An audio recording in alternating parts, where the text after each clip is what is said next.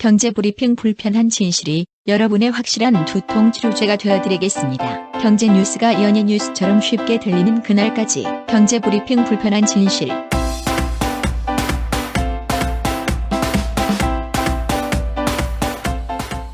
경제브리핑 불편한 진실 1월 6일 순서 시작하겠습니다. 제가 오늘 반갑고도 고마운 기사 하나를 봤어요. 주간 경향에서 쓴 기사인데요. 글이 시대를 넘어 말이 시대가 왔다. 제목이 이렇게 돼 있더라고요. 네. 내용은 뭐였냐면 요즘 여러 가지 말과 관련된 행사들이 많다고 그래요. 이동진 영화 평론가 아시죠? 네. 팟캐스트 빨간 책방 운영하신 분이시죠? 그렇죠. 그리고 김영란법으로 유명하신 김영란 전 대법관, 송정원 문학평론가, 이런 분들이 시네마 토크, 북콘서트 등을 하는데 이게 대박이 났다는 거야. 특히나 예전에 이런 북콘서트 이런 데는 젊은 층들만 많이 몰렸었거든요.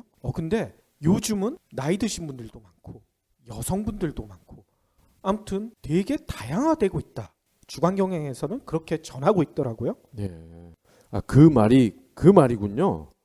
전 또 달리는 말인 줄 알았어요. 아무튼 주간경향에서는 이렇게 평가를 하고 있습니다.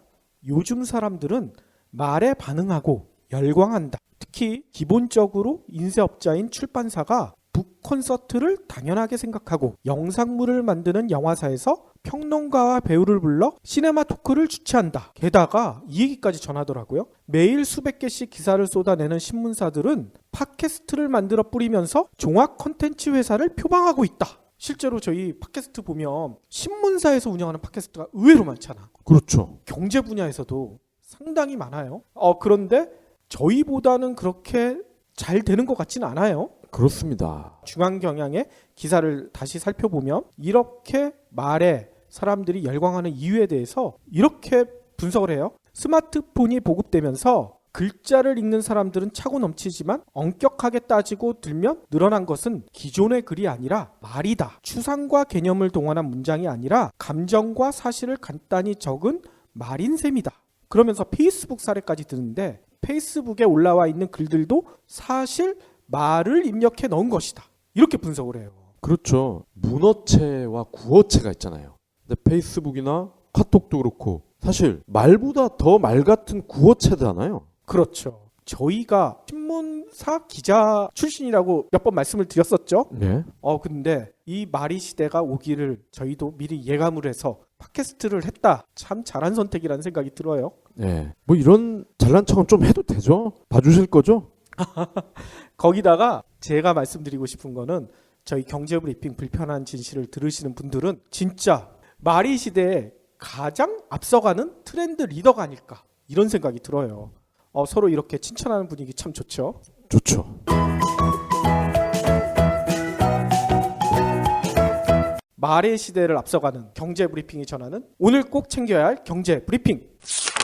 지하철을 타다가요. 신분 당선을 탈 때가 있잖아요. 그렇죠. 근데 요금을 띡 찍어보면은 뭔가 앞자리가 숫자가 달라. 그죠? 좀 많이 나와요. 그렇죠. 그래서 이게 멀어서 그런가 보다 이렇게 생각을 했는데 알고 봤더니 엄청난 불편한 진실이 있습니다. 그래요? 예. 이달 30일에 신분당선 연장선 정자역에서 광교역이죠. 여기가 개통이 되는데 오늘 요금이 결정이 됐습니다. 10km 이내 기본 요금은 일회용 교통카드 기준으로 2,250원. 그리고 신용카드에 들어가 있는 후불 교통카드 있잖아요. 요거는 일회용보다는 100원이 더 싼 2,150원입니다. 그러면 어떻게 해서 이런 요금이 나오느냐? 일단 일회용 교통카드, 후불 교통카드 모두 이용 거리가 10km를 초과할 때마다 5km당 거리 요금 100원이 추가된다고 합니다. 그래서 정자역에서 광교역까지는 거리 요금 100원이 추가돼서 일회용 교통카드는 2,350원, 후불카드는 2,250원에 갈 수가 있습니다. 그렇다면은 보통은 강남역에서 주로 환승을 하시잖아요. 그렇죠. 예, 강남역에서 광교까지는 얼마냐? 여기가 31km가 나오네요. 이렇게 멀어요? 예, 그래서 거리 요금 500원 그리고 이게 중요합니다. 별도 요금 300원. 아니 거리 요금은 아까 거리당 매긴다고 했는데 예. 별도 요금은 또 뭐예요?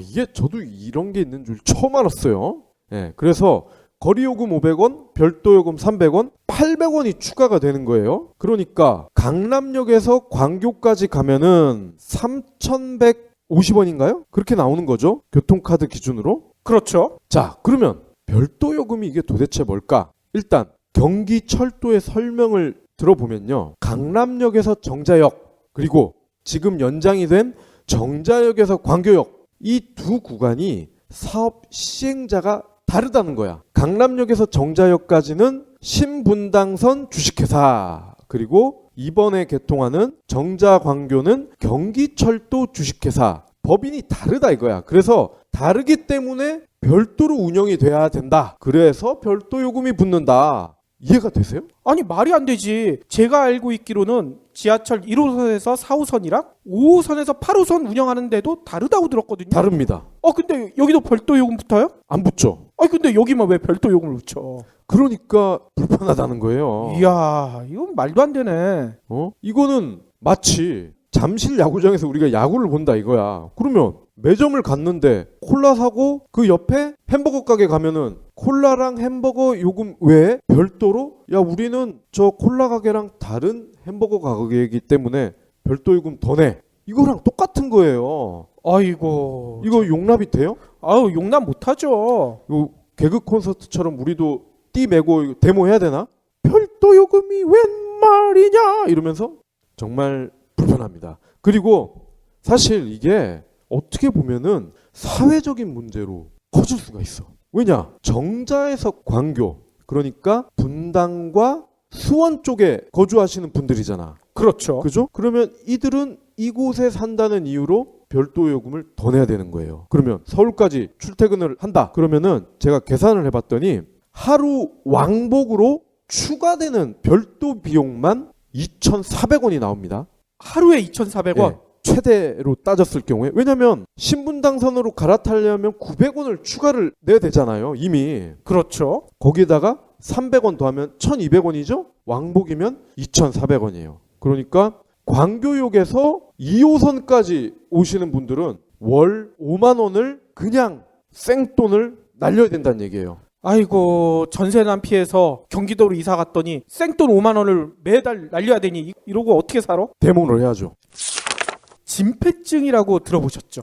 아, 이거 옛날에 많이 걸렸던 병 아닌가요? 그렇죠. 옛날에 연탄 공장이나 이런 데 근처에 있던 분들이 아니면 석탄 캐던 분들이 그 먼지 때문에 연탄 가루 때문에 걸리는 폐에 뭐가 쌓이는 병이잖아요. 폐병이잖아요. 예, 이게 전형적인 후진국형 그런 질병 중에 하나잖아요. 그렇죠. 근데 아직도 이렇게 진폐증에 걸리는 분들이 있나 봐요.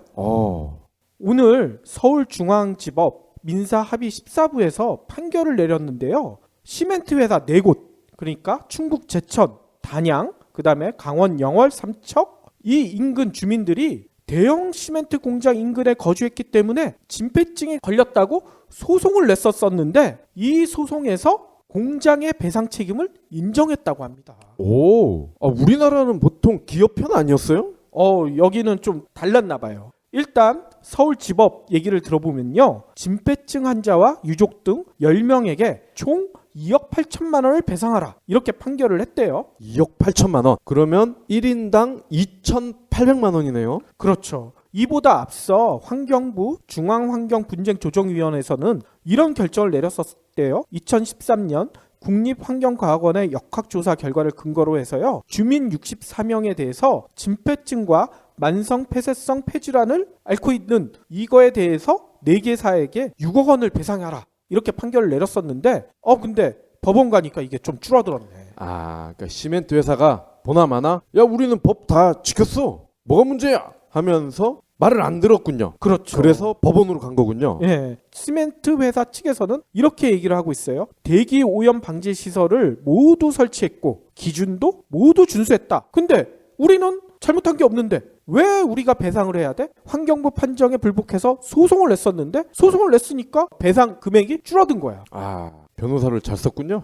그렇죠. 근데 제가 외신이나 이런 데 사례를 좀 살펴보면 미국이나 이런 선진국에서 진폐증 관련된 배상 판결이 여러 번 나왔었거든요. 그렇죠. 그런데 보면 2억, 6억 이게 아니에요. 보통 1,000억, 2,000억 이 정도 배당 판결을 받거든. 그렇죠. 0이 3개는 더 붙죠. 그렇죠. 어쨌거나 이 서울중앙지법에 이 판결을 내린 판사님, 아유 존경합니다. 다음 소식입니다. 어제 저희가 인터파크와 KT 홍미노트3 프로모션을 전해드렸어요. 그랬었죠. KT가 괘씸하다 역시나 그랬는데 이게 웬일입니까? 하루 만에 이번 프로모션을 철회했어요. 오, 이거 웬일이래요? 예, 일단 저희가 전해드린 내용은 LG U+가 화웨이의 Y6 이 제품은 홍미노트 3의 16기가 버전과 가격이 거의 비슷해요. 그런데 LG는 공짜다. 근데 KT는 부랴부랴 화웨이가 잘 나가니까 샤오미의 홍미노트 3를 주목하게 됐고, 하지만 LG에 비해서는 교섭력이 떨어졌던지 홍미노트 3를 69,000원에 팔게 됐다. 결국 빵원 대 69,000원. 이거 누가 봐도 불편하잖아. 그렇죠. 그래서 아마 재미를 못 볼 것이다. 이렇게 얘기를 했었죠. 그런데 마침 오늘 이 프로모션을 철회한다. 이렇게 발표를 했고요. 그런데 경제브리핑에서 주장한 내용을 인정을 하면 쪽팔리잖아. 그래서 그런지 인터파크와 KT는 공식적으로 이렇게 발표를 했어요. 국내 업체들의 휴대폰 매출 성장세가 둔화되고 있는데 우리가 중국 제품을 이렇게 앞장서서 팔면 모양새가 좋지 않은 것 같아. 이렇게 얘기를 했습니다. 아니, 왜 모양새가 좋지 않을까? 모양새는 좋지 않나요? 그러니까 오히려 더 좋을 것 같은데. 어. 아무튼 KT와 인터파크가 저희 경제브리핑 불편한 진실을 듣고 있다는 게 여기서 증명이 되는 거군요. 예. 우리만의 착각일까? 착각일 수도 있죠. 예. 세금 낼 돈도 없다. 이런 얘기들 많이 하잖아. 그렇죠. 그래서 세금을 체납하는 사람들은 대부분 돈 없는 사람들일 것이다. 보통 이런 인식들이 많잖아. 예. 근데 이거를 완벽하게 뒤집는 조사 결과가 나왔어요. 부자들이 세금을 더 안 낸다는 얘기죠? 그렇죠. 오늘 국세청이 세무서별 체납 현황을 발표를 했거든요. 여기에 보니까 재작년, 그러니까 2014년 한 해 동안에 체납된 세금이요. 엄청 많네요. 26조 7,900억 원. 이 정도 된대요. 전국의 세무소가 115개가 있는데 그러면 어느 세무소에서 가장 체납이 많이 됐을까? 따져봤더니 돈 없는 사람들이 많이 사는 저 지방이 아닐까? 보통 그렇게 생각을 하는데 아까 처음 얘기 드린 대로 가장 돈 많은 곳들이 이 체납 실적 1위를 했대. 실제로 서초구에 있는 서초세무소가요 9,264억이라는 체납세액을 발생시켰대요. 1위네요. 예. 그 다음이 강남구에 있는 삼성세무소 그리고 역삼세무소 이게 2, 3위. 그리고 5위가 어디냐면 반포세무소 그리고 8위는 강남세무소. 그러니까 1위부터 10위까지 따져보니까 5개가 소위 강남에 몰려 있어요. 이게 뭘 나타내는 걸까요? 부자들이 세금을 일부러 안 낸다. 이거 아니에요? 그렇죠. 아니 서민들은 진짜 돈이 없어서 세금을 못 내서 가압류당하는 상황들까지 벌어지고 있는데 이 부자들은 어떻게 세금을 안 내는데 이렇게 버티고 있을까? 신기하죠. 자, 마지막 소식입니다. 저소득층이 먹는 거, 즉 식비를 제외하고는 지갑을 닫았습니다. 소비 지출에서 식료품이 차지하는 비중이 엔겔지수, 저희가 시사용어 시간에 말씀을 드렸죠. 이 엔겔지수가 8분기 만에 최고치를 기록했습니다. 6일 통계청이 자료를 발표했어요. 지난해 3분기 소득 하위 20%인 1분위 전체 소비 지출에서 식료품과 비주류 음료를 사는 데 쓴 비율이 22%. 이는 2013년 3분기 이후에 8분기 만에 최대치라고 합니다. 와. 엔겔지수가 이렇게 급상승한 이유는 지난해 농축산물 이런 식탁 물가가 전년에 비해 크게 상승했기 때문이라고 합니다. 아니 물가 안 올랐다면서요? 체감 물가는 엄청 올랐다는 거죠. 그러니까 이 통계 오류가 여기서도 드러나네요. 예. 작년 3분기 식료품, 비주류 음료의 소비자 물가 지수는 116, 2010년이 100이었어요. 그러니까 16만큼 더 올라버린 거야. 아니나 다를까 관련 통계를 작성한 이래 최고치였다고 합니다. 그러니까 기본적으로 먹어야 할 때 드는 비용, 이게 작년이 가장 많이 들었다는 얘기죠. 진짜 서민들이 먹고 살기도 힘들다는 얘기가 여기서 증명이 되고 있네요. 예. 그리고 서민들이 스트레스 받거나 짜증나면은 소주를 많이 마시잖아요. 근데 이제는 소주도 한 병에 5,000원을 줘야 하니 그렇죠. 소주도 못 먹게 생겼어요. 거기다가 저는 얼마 전에 이런 얘기도 들었어요. 요즘 라면 시장이 또 화랑이잖아. 예. 특히 그 짬뽕 라면 네. 그게 엄청 팔린다고 하는데 이 짬뽕 라면이 갑자기 왜 팔릴까? 바로 여기서 증명되는 얘기 아니겠어요. 아, 소주 안주로? 안녕하세요, 해리입니다. 여러분, 꼬박꼬박 내는 반값을 생각하면 집 선택은 신중해야 합니다. 360도 리얼 뷰와 조건 검색, 그리고 매물도 많은 다방으로 찾으세요. 반값이 얼만데 볼 수 있는 건 다 봐야죠. 방 찾을 땐 다방. 오늘의 섹션 취업 직장인 얘기를 시작할 텐데요.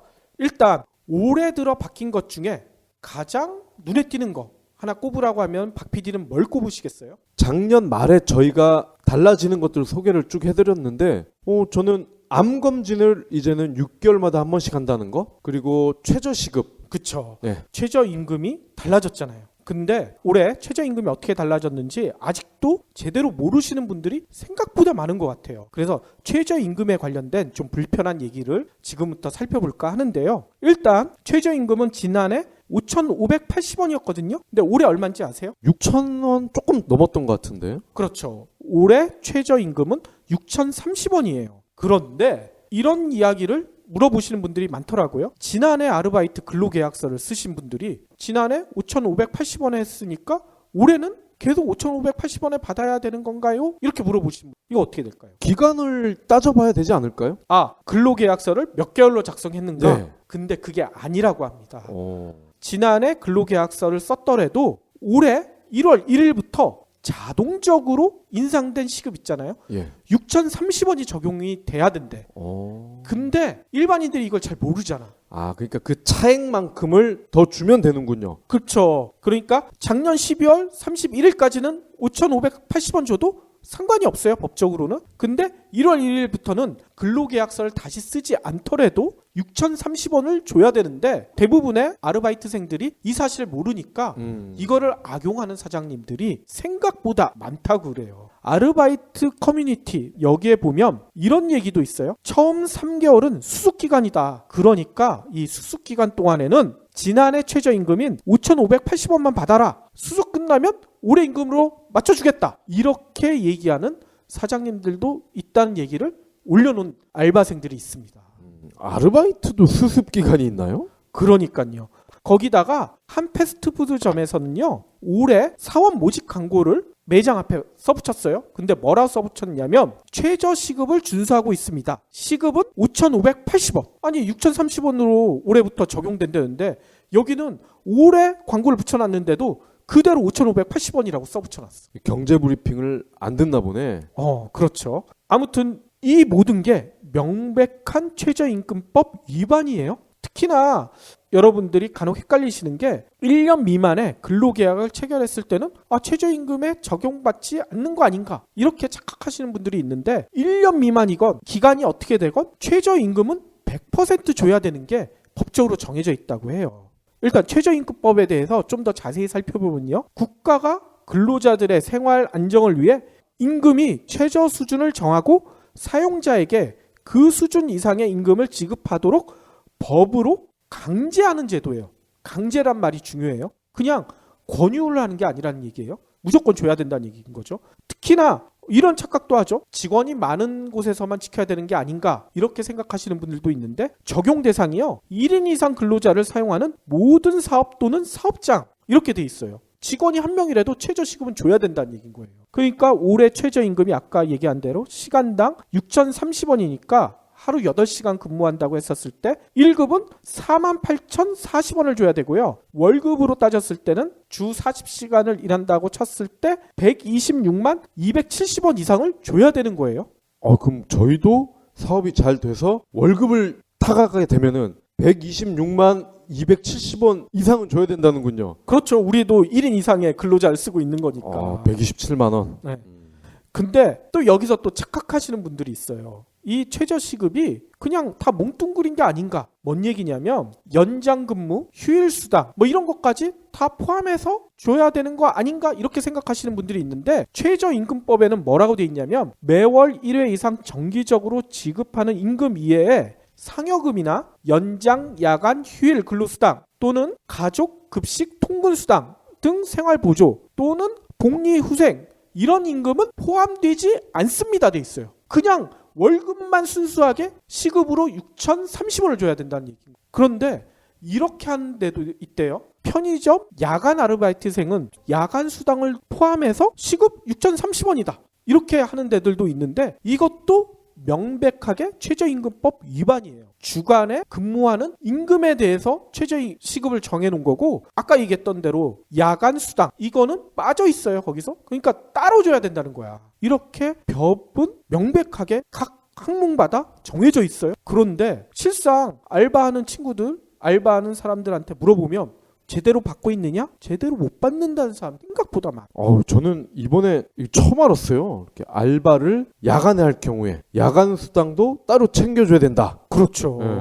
야간 수당뿐만 아니라 아까 얘기한 대로 통근 수당 이런 것도 다 빠져 있는 거야. 따로 챙겨줘야 된다는 얘기인 거예요. 통계청이 최저임금을 받지 못하는 근로자 이거를 조사를 해봤나 봐요. 근데 우리나라가 지난해 몇 명이나 최저임금을 못 받는지 혹시 감이 잡히세요? 지난해만 최저임금을 받지 못하는 근로자가 222만 1000여 명이래요. 이거는 2012년 169만 명보다 50만 명이나 늘어난 숫자예요. 그러니까 전체 근로자 중에 이게 퍼센테이지를 따져봤더니만 11.5%. 그러니까 우리나라 근로자 중 10명 중 1명은 최저임금을 못 받고 있는 거예요. 정부도 알고 있어 이거를. 그래서 정부에서는 이런 통계 자료가 나올 때마다 이런 얘기를 하죠. 우리는 수시로 편의점이나 커피 전문점, 주유소 이런 최저임금을 못 받을 가능성이 높은 데를 특별 단속을 하고 있다. 특별 점검을 한다. 그런데 워낙 소규모 업체들이 많기 때문에 단속에는 물리적 한계가 있다. 이렇게 항변을 해요. 아니 이거는 자기네들이 단속을 할 생각을 하면 안 되지. 아르바이트생이나 그죠? 여기서 일을 해봤던 직원이 정부에 고발을 하면 그거를 처벌을 제대로 하면 되는 거 아니에요? 그렇죠. 박 PD가 지적한 그 문제가 더 심각해요. 단속한다고 하고 찜질방 가서 놀라고 그러지. 그렇죠. 실제로 아르바이트생들이 최저임금을 제대로 못 받았다. 이렇게 고발을 하거나 이렇게 되면 최저임금법에는 이렇게 돼 있어요. 3년 이하의 징역 또는 2천만 원 이하의 벌금을 부과할 수 있다. 이렇게 규정하고 있는데 실상은 뭐냐면 시정조치를 하면 업주에게 불이익을 거의 주지 않는데요. 이게 뭔 얘기인가 좀 궁금하시죠? 예를 들어 최저임금을 받지 못했다고 박 PD가 어디에 고발을 했어요. 그러면 지방고용청에 이 진정이나 고발이 들어가겠죠? 근데 이 고발이나 진정이 들어가면 그 업체 사장한테 얘기를 할 거 아니야. 진짜 최저임금 안 줬어? 그러면 업체 사장은 제가 그동안에 돈이 좀 융통이 안 돼서 못 줬다. 지금이라도 주겠다. 이렇게 해버리면 어떻게 되는 줄 알아요? 없었던 일이 돼버리는 거예요. 작년에 10원짜리 동전을 알바생한테 던진 그 사장 얘기가 화제가 됐었잖아요. 네. 밀린 임금 많지도 않아요. 180만 원도 아니고 18만 원을 달라고. 18이야 하필. 18만 원을 달라고 하는 알바생한테 10원짜리 18,000개를 갖다 줬어. 이런 사장이 있는데 이런 황당한 사건이 벌어지는 게 바로 이 때문 아니에요. 시정조치만 하면 처벌하지 않으니까. 아니 그리고 지금 이 법 자체도 잘못돼 있네요. 3년 이하의 징역 또는 1,000만 원 이하의 벌금을 부과할 수 있다. 그렇지. 수 있다잖아. 그럼 해야 안 할 수도 있다는 거 아니야. 그러니까 말이야. 그래서 그런가 봐. 고용노동부가 조사한 자료인데요. 2012년부터 2014년까지 최저임금법 위반으로 고발된 사건이요. 16,777건이나 됐대요. 근데 이 중에 사법 처리된 건수가 몇 건이나 될 것 같으세요? 거의 없을 것 같은데요. 실제로 34건밖에 안 된대. 그리고 아까 2천만 원 벌금을 부과할 수 있다고 했잖아요. 실제로 과태료를 부과한 건수는 몇 건일 것 같으세요? 없는 거 아니에요 혹시? 없지는 않더라고. 14건. 16,777건 중에 합쳐보면 48건만 실제로 처벌을 당한 거예요. 퍼센테이지를 따져보면 0.28%. 아니 물론 이제 사업주가 불황이어서 자금 융통이 안 될 수도 있죠. 그럴 경우에는 정말 주고 싶어도 못 줄 수도 있는데 정말 그런 경우라면은 증명을 할 수가 있을 거 아닙니까? 그렇죠. 그죠? 통장 봐라. 지금 내 가족 것까지 다 내가 보여줄 수 있다. 이런 식으로 확인을 하면 될 거 아니에요. 그러니까 일부 사장님들은 그러잖아. 이런 거 최저임금 못 받았다고 고발하면 알바생한테 그런데 야, 너 순진한 줄 알았더니 애가 발랑 까져서 이게 왜 그런 얘기가 나와? 자기의 권리를 찾겠다는데 그런 사장님들도 있다는 거야. 그렇죠. 문제는 정부에서도 이걸 인지를 하고 있어요. 물론 국회에서도 인지를 하고 있어요. 그래서 아까 박 PD가 지적한 대로 이 법이 너무 빈약하다. 그래서 최저임금을 위반했을 때는 시정조치와 함께 동시에 최대 2천만 원의 과태료를 부과하는 내용의 최저임금법 개정안이 국회에 제출됐대요. 근데 이게 언제 제출됐는지 아세요? 최근에 낸 거 아니에요 또? 아니야. 2014년 2년 전 12월에 국회에 제출됐는데 거의 1년이 넘었잖아요. 근데 이게 아직도 국회에서 계류 중이래. 이게 왜 이러고 있을까? 전 두 가지 이유가 생각이 나네요. 첫째, 이거 어차피 국회의원들이 처리해야 되는 거 아니에요. 그렇죠. 근데 국회의원의 애들 중에는 알바를 하는 애들이 없겠지.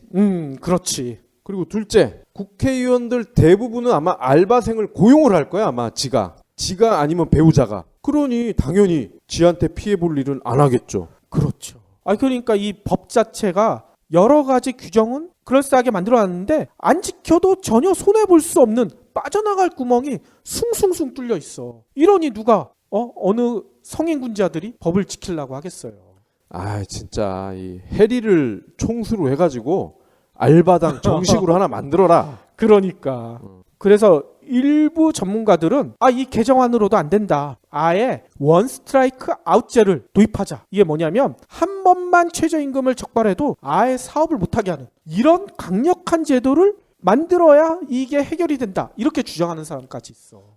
근데 일부 전문가들이 주장 백날해도 소용없고요. 국회의원들이 법을 만들도록 해야 되는데 쉽지 않겠네요. 진짜 청년들이 중심이 된 농담처럼 얘기했지만 알바당 같은 게 나와가지고 교섭단체 수준으로 성장을 하면 어느 국회의원이 이런 걸 무시할 수가 있겠어요. 그렇죠. 광고를 보면서 진짜 저런 게 생겨야 되지 않는가 이런 생각이 들었었어요.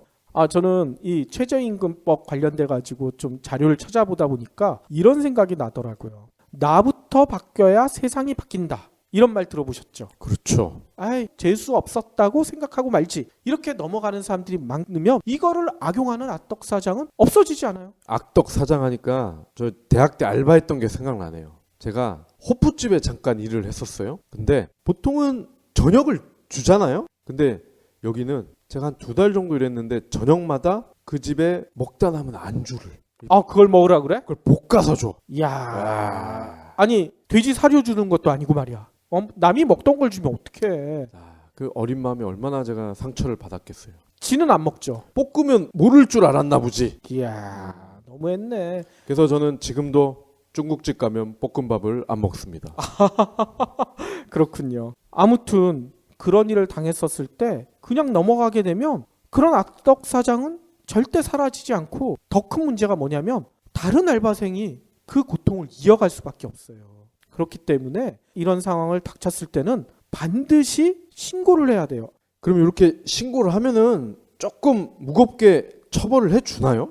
신고를 한다고 당장 처벌받는 건 아니죠. 아까도 얘기했듯이 0.28%만 처벌받잖아요. 근데 저는 아까 자료에서 놀랬던 게 최저임금법 위반으로 신고된 건수가 16,777건. 이거는 알바생이 신고한 것도 있지만 아까 당국에서 단속한다고 했잖아. 그거 다 합친 숫자야.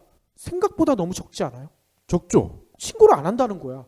신고를 안 하니까 처벌을 0.28% 해도 전혀 문제가 되지 않는 거지. 그러니까 개정안도 통과되지 않고 원스트라이크 아웃제? 이것도 아무도 들어본 사람 없잖아. 알바생들이 스스로 나서서 신고를 많이 해야 개정안도 통과되고 처벌 수위도 높아질 거라는 생각이 들거든요. 우리 모두 조금만 더 용기를 내야 할 것 같습니다. 어떻게 신고를 하냐 궁금하실 텐데 최저임금과 관련된 위반 사항은 각 지역 지방고용노동청 또 최저임금위원회 홈페이지 고용노동부 고객상담센터 이게 국번 없이 1350이에요. 여기에서 상담도 하고 신고도 할 수 있어요. 또 이것뿐만이 아니에요. 단기 알바라고 하더라도 반드시 근로계약서부터 써야 돼요. 사장님한테 근로계약서 써주세요 이렇게 얘기하기가 쉽지가 않죠. 귀찮고 껄끄럽다고 안 썼다가는 사장이 그 뻔히 알고 있어. 얘는 순진한 애네. 내가 마음대로 이용해 먹어도 상관없겠네. 이렇게 생각한다니까. 근데 근로계약서를 프린트를 해서 종이에다 쓰기는 상당히 부담스럽다는 분들도 많아요. 근데 알바 천국이라고 아시죠? 네. 알바 천국에서 어제 재미난 서비스를 내놨는데 스마트폰이나 웹으로 전자근로계약서를 작성할 수 있는 이런 서비스를 내놨어요. 그러니까 쉽게 얘기하면 스마트폰으로 근로계약서 양식 내려받고 바로 거기다가 사인을 할 수가 있어요. 사인한 거 그냥 없어지면 어떻게 해요? 이렇게 걱정하시는 분들도 있는데 그런 걱정 안 하셔도 되는 게 작성된 근로계약서는 바로 알바생, 사장님한테 한 부씩 이메일로 발송이 된대. 그러니까 이게 분실될 우려도 없는 거야. 그러니까 이 서비스 적극적으로 활용해 보시는 것도 좋은 방법인 것 같아요.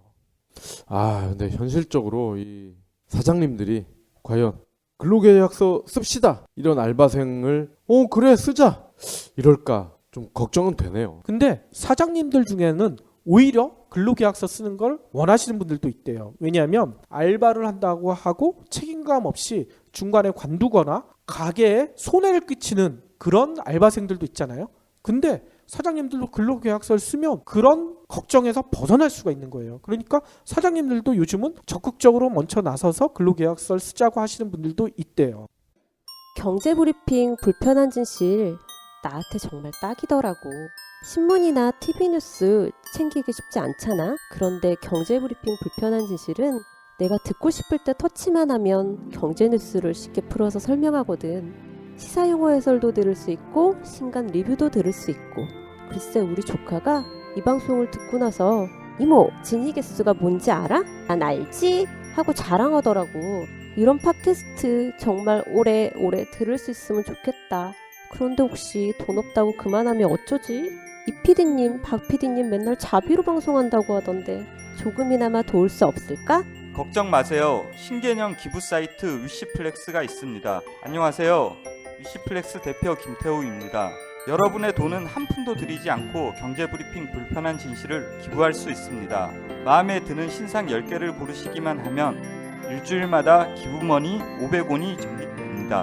한 달이면 2,000원이죠. 경제브리핑 불편한 진실 정기 구독자가 1만 명을 훌쩍 넘었는데 이분들이 모두 참여해 주시면 한 주에 500만 원, 한 달에 무려 2천만 원을 모을 수 있습니다. 이 정도면 PD, 박 PD님 신세 타령하지 않아도 되겠죠? 위시플렉스는 스마트폰 앱은 물론 PC에서도 만날 수 있습니다. 유기견 살리기, 저소득 가정 아동 돕기 등 다양한 기부 프로젝트가 있으니 많은 후원 부탁드립니다. 제가 얼마 전에 친구들을 만나보니까 몇몇 친구들은 이런 한탄을 하더라고요. 올해 연봉 올라가긴 글렀어. 워낙 경기가 어려우니까. 목숨만 부지하는 것도 감지덕지야. 이런 얘기들 많이 하는데 실제로 취업 검색 엔진 잡서치가요. 우리나라 직장인 대상으로 올해 기대 연봉 인상률 이거를 물어봤대요. 그랬더니 응답자의 19.5%는 기대하지 않는다. 그러니까 연봉 인상 안 될 것이다 얘기하는 거죠. 또 19.3%는 뭐라고 대답했는 줄 알아요? 연봉이 안 깎이면 다행이다. 이게 깎일 걱정이 많다는 거야. 그러니까 이거를 종합해보면 직장인 10명 중 4명은 연봉 인상 올해는 기대하지 않고 있다. 이렇게 되는 거잖아요. 그런데 제가 어제 이웃나라 일본에서 전해진 재미난 소식을 봤어요. 뭔 얘기였냐면 일본의 게이단넨이라고 혹시 아세요? 게이단넨? 이 무슨 조직 아니에요? 조직인데 우리나라의 정경련과 비슷한 조직이에요. 근데 이 게이단넨 회장이 NHK와 인터뷰를 했는데 뭔 얘기를 했냐면 소비를 이끌어내는 데는 임금 인상이 가장 중요한 요소다. 지난해 실적이 향상된 기업들은 과거 이상의 연봉 인상을 하길 기대한다. 이렇게 얘기를 했어. 그러니까 작년에 돈 많이 버는 회사들은 연봉 다 올려라. 일본의 정경련 회장이 이렇게 얘기했다는 거예요. 우리나라 허창수 회장이랑은 완전 다른데? 그렇죠. 그래서 제가 좀 자료를 찾아봤더니만 이 게이단넨이 기업체한테 연봉 인상을 요청한 게 이번이 처음이 아니래요. 2014년부터 3년 연속 연봉 올려라 이렇게 요구를 해. 우리나라는 정경련에서 연봉 올려라 얘기한 적이 저는 한 번도 기억이 안 나는. 우리가 일본 욕 많이 하지만 이런 거는 배워야겠네. 그렇죠. 거기다가 더 놀라운 소식도 있어요. 이 게이단넨 회장이 기업들한테 이런 당부를 했대요. 비정규직 노동자에 대해서도 여러 형태로 정규사화하는 것을 적극 검토해 주길 바란다. 비정규직 다 정규직 만들라는 얘기인 거야. 왜 이 게이단넨 회장이 이런 얘기를 했을까? 정규직이 임금이 올라가고 비정규직이 임금과 복지가 개선되면 어떻게 되겠어요? 일본 내 소비가 늘어날 거 아니야. 그렇죠. 그러면 경기가 좋아지고 결국은 누구한테 이득이 되겠어요? 기업한테 이득이 된다는 거예요. 이게 경제 기본 원리인데 우리나라 기업하는 사람들은 그걸 모르는 것 같아. 그렇죠. 그러니까 자기가 고용한 직원들은 직원으로만 생각을 하는 거야. 직원이 아니지. 노비로 생각을 하지. 이들이 고객이란 말이에요. 고객이면서 근로자란 말이야. 근데 고객이라는 사실을 전혀 모르고 있는 것 같아요. 그렇죠. 실제로 정경련이나 한국경영자총협회, 대한상공회의소 여기들도 신년사를 다 발표했잖아요. 신년사에 뭔 얘기가 있는 줄 알아요? 다 올해 경제 어렵다. 이런 얘기만 늘어놓고 있어. 아이고야, 이거 고조선 때부터 했던 얘기다. 이 얘기가 뭐겠어요? 올해 임금 인상 꿈도 꾸지 말아라. 이런 엄포 아닐까요? 특히나 신년사에는 또 빠지지 않는 얘기가 뭐냐면 노동 경직성 이것 때문에 경기가 살아나기 힘들다. 이런 얘기를 하지. 아까 일본의 게이단넨처럼 저임금 근로자나 비정규직 처우 개선에 대해서는 한마디도 없어. 한마디도. 이거를 한마디로 요약하면 우리나라 정경련이나 경영자총협회나 대한상공회의소는 이런 생각을 가지고 있는 거야. 마른 수건을 더 짜야 한다. 경기가 나쁘니까 짜면 나온다. 이렇게 생각하는 게 아닌가 이런 생각이 들어요. 짜다 짜. 근데 저희 경제브리핑 들으시는 애청자 여러분들도 그러실 테지만 과연 우리한테 짜서 더 나올 게 있을까요? 분노. 분노밖에 나올 게 없을 것 같아요. 더 짜지만 말고 일본 기업들처럼 마중물을 부어주는 이런 현명함을 발휘해야 될 텐데 좀 한심하다는 생각이 듭니다. 근로자는 고객입니다.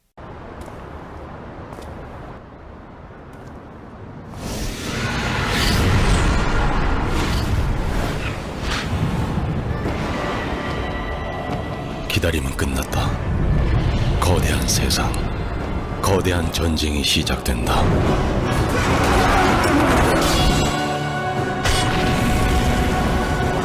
모바일 RPG의 새 역사. 이데아.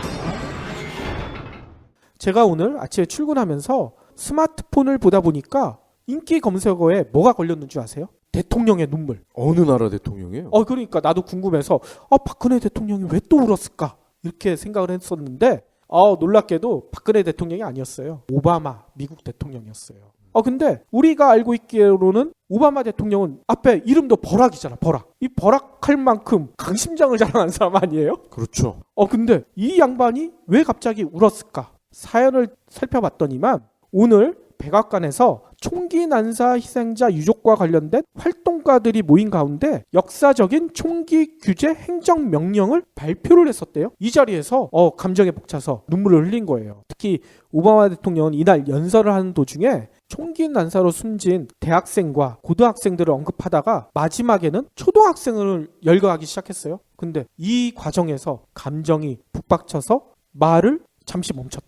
그러니까 총격으로 비명 행사한 어린이들이 너무 불쌍해서 그런 거 아니에요. 그렇죠. 오바마 대통령은 나는 총기 난사 사건으로 숨진 초등학교 1학년생 20몇 명을 생각하면 미칠 지경이다. 이러면서 눈물을 왈칵 쏟아냈다고 하는데 이 기사에 대해서 우리나라 네티즌들이 어떤 반응을 보였는지 아세요? 진정성이 느껴지는 사람, 한입 갖고 두말하지 않는 사람, 말과 행동이 일치하는 사람, 힘들 때 힘이 될 것 같은 분명한 존재. 오바마 대통령을 이렇게 평가를 해요. 저는 이 눈물을 보면서 우리나라 박근혜 대통령의 진정성 있는 눈물이 보고 싶다는 생각이 들어요. 본 팟캐스트의 저작권은 뉴스백에 있습니다.